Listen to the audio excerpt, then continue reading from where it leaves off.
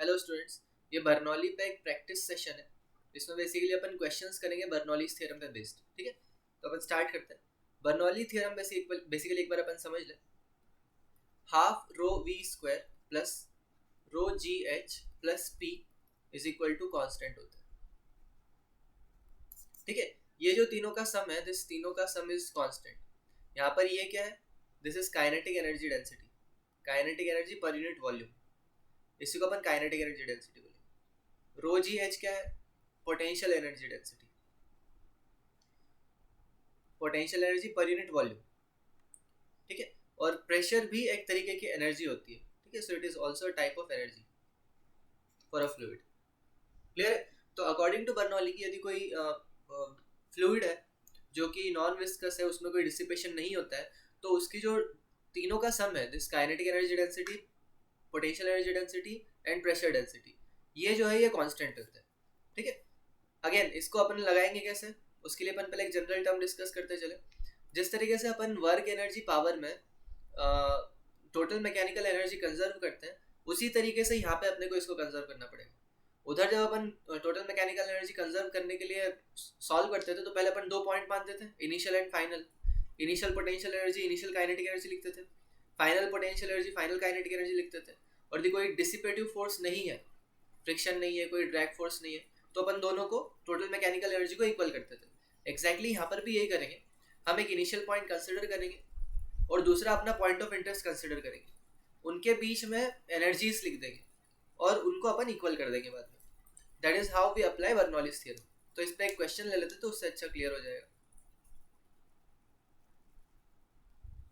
Question number 1, मान लेते हैं कि सिलेंड्रिकल कंटेनर है।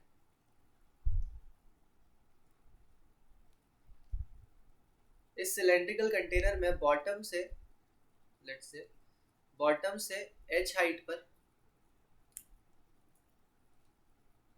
मैंने एक होल बना दिया। ठीक है, और ये पानी से पूरा फिल था। इसको मैं स्मॉल एच लिख देता हूँ।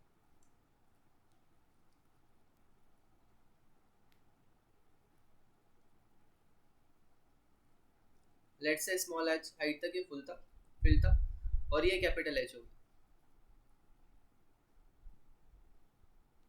ठीक है, कैपिटल एच तक ये भरा हुआ था।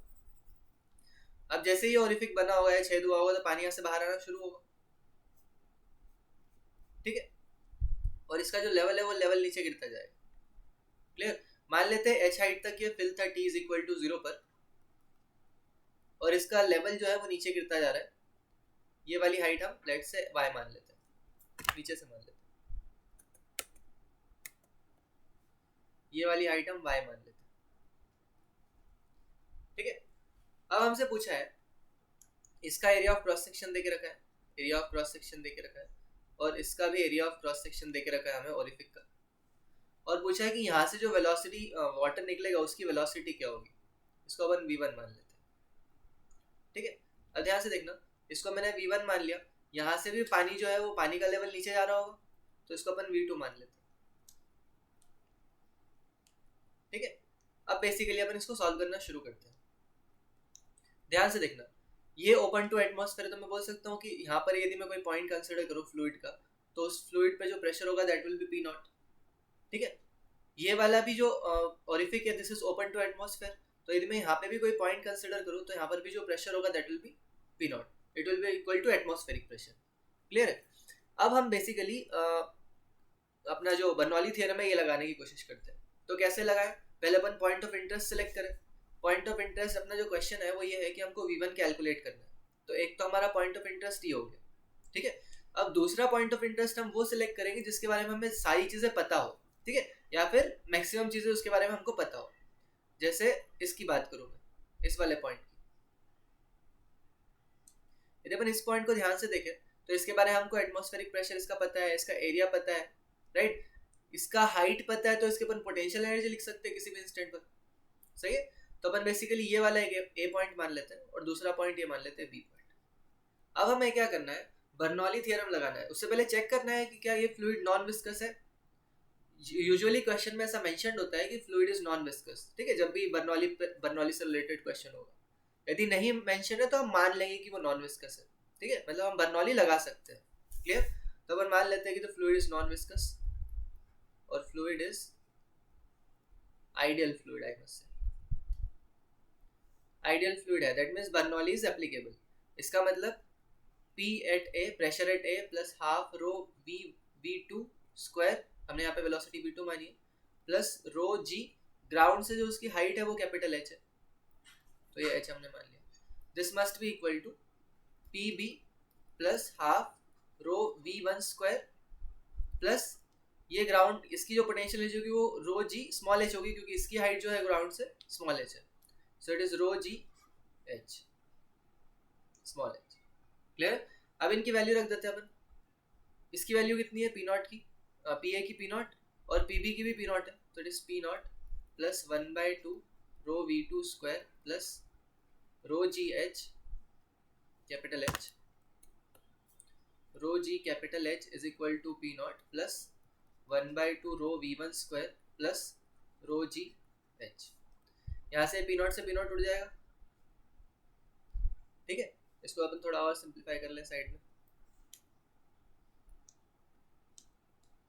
ये हो जाएगा rho V2 square minus rho V1 square divided by 2 is equal to rho G H minus H,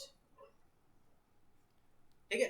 अब हमारे पास यहाँ पर दो वेरिएबल है, एक तो V1 दिख रहा है, एक V2 दिख रहा है, ठीक है। इक्वेशन एक ही बनी है, तो अब इसको आगे कैसे सॉल्व करें, ठीक है। इसको आगे सॉल्व करने के लिए हम अपन इक्वेशन ऑफ कंटिन्यूटी यूज करेंगे। हमेशा याद रखना कि बर्नौली पे यदि क्वेश्चन बनता है तो मैक्सिमम टाइम में इक्वेशन ऑफ कंटिन्यूटी यूज होती है, ठीक है। तो अपन इक्वेशन ऑफ कंटिन्यूटी यूज करें। Again equation of continuity use करने के लिए भी हमको पॉइंट्स कंसिडर करने होते हैं, ठीक है। तो अपन एक पॉइंट ये कंसिडर कर लेते हैं और दूसरा ये कंसिडर कर लेते हैं। जितना फ्लक्स यहाँ से जा रहा होगा उतना फ्लक्स यहाँ से भी निकल रहा होगा, ठीक है।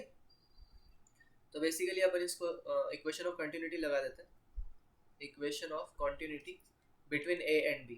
तो हम लिख सकते हैं area of A at A PA is equal to, इसको V2 बोला था हमने, ये हो गया V2 is equal to A V1, ठीक है। अब हमारे पास V1 और V2 में रिलेशन आ गया। अब क्या करें, हमको चाहिए V1, ठीक है, ये वाली वैल्यू हमको चाहिए, तो हम यहाँ से V2 को एलिमिनेट कर देते हैं। V2 की वैल्यू अपन पुट कर सकते हैं A V1 divided by capital A, ये वैल्यू अपन रख देते हैं यहाँ पर, ठीक है। तो देखते हैं क्या बन के आता है।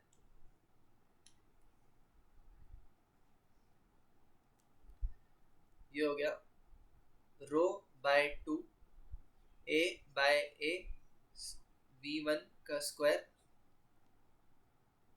माइनस V1 का square is equal to rho G H minus H, ठीक है। अब देखना यहाँ पर रो से रो उड़ जाएगा, ये 2 इस तरफ कर दो, अच्छा माइनस इधर से एक बन के आएगा क्योंकि ये वाला H छोटा है, ये वाला H बड़ा है, तो एक माइनस आएगा इधर। ये वाली वैल्यू छोटी हो जाएगी क्योंकि जो A है वो लेस देन A, तो ये नेगेटिव हो जाएगा, तो दोनों का नेगेटिव नेगेटिव पॉजिटिव, तो इसको मैं इन्वर्ट करके लिख देता हूँ। V1 स्क्वायर अंदर बचेगा 1 minus A square by A square is equal to 2G H minus H, ठीक है। तो ये वेलोसिटी हो गई बेसिकली किसकी, जो पानी बाहर निकल रहा है होल से उसकी। यहाँ से अपन V1 की वैल्यू निकाल लेते हैं। V1 हो जाएगा अपना 2G H minus H divided by 1 minus A square by A square, इसका होल अंडर रूट, ठीक है। अब यहाँ पे H माइनस H ध्यान से यदि डायग्राम में देखें तो वो अपन ने Y कंसिडर किया था, ये रहा, राइट। यदि मैं इसमें से इसको घटा दूँ तो ये Y आ जाएगा। तो अपन फाइनली फॉर्मूले में थोड़ा मॉडिफिकेशन कर लेते हैं, H माइनस H को Y लिख देते हैं, सो it is 2G H minus H upon 1 minus small a square divided by capital A square का, अच्छा y तो लिखा ही, ये हो गया y, इसका अंडर रूट, ठीक है। ये बेसिकली अपना बन गया V1, क्लियर। ये हमें वेलोसिटी ऑफ वाटर मिल गई जो होल से बाहर आ रहा है। अब यहाँ पे अपन अप्रोक्सीमेशन लगा लेते हैं, ठीक है। ये एक जनरलाइज्ड प्रॉब्लम है तो इसलिए अपन इसमें अप्रोक्सीमेशन लगा लेते हैं, एंड द अप्रोक्सीमेशन इज कि एरिया जो होल का है that is very very less than as compare to area of the cylinder या